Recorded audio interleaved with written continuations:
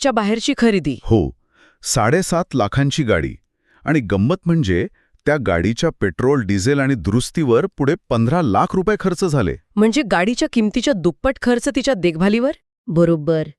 याशिवाय फर्निचरवर 15 लाख, मजुरीवर 5 लाख, अशी मोठी यादी आहे. हे सगळं अविश्वसनीय वाटतंय.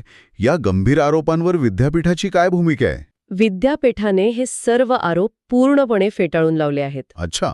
त्यांचं म्हणणं आहे की सगळी खरेदी सरकारी नियमांनुसार आणि ओपन टेंडर्स काढूनच झाली आहे. म्हणजे त्यांच्या मते काही चुकीचं झालेलं नाही. अजिबात नाही.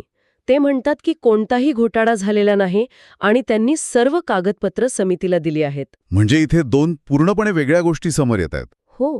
एकीकडे चौकशी अहवाल आहे जो निधीचा गैरवापर झाल्याचं म्हणतोय, आणि दुसरीकडे विद्यापीठ आहे जे म्हणते की सगळं नियमात आहे. बरोबर. आणि या सगळ्या गोंधळात जो मूळ उद्देश होता तो तर पूर्णपणे बाजूलाच राहिला. अगदी 10 वर्ष आणि 3.5 कोटी रुपये खर्च करूनही पंचगव्यापासून कर्करोगावर कोणताही ठोस उपचार किंवा औषध तयार होऊ शकलं नाही. म्हणजे वैज्ञानिक यश शून्य. तर एक चांगली कल्पना, पारंपरिक ज्ञानाला विज्ञानाची जोड देण्याचा एक महत्वाकांक्षी प्रकल्प आता फक्त आर्थिक प्रश्नांमध्ये अडकला आहे. हो. आणि हे प्रकरण ना एका खूप मोठ्या आणि मूलभूत प्रश्नासमोर आपल्याला आणून ठेवतं. कोणता प्रश्न? की जेव्हा सरकारी पैसा म्हणजे जनतेचा पैसा अशा संशोधनावर खर्च होतो तेव्हा यशापयश कसं मोजायचं? फक्त खर्चाची बिलं आणि कागदपत्र सादर करणं पुरेसं आहे का? की त्यातून विज्ञानाला काय मिळालं, समाजाला काय मिळालं, हे पाहणं जास्त महत्वाचं आहे. बरोबर.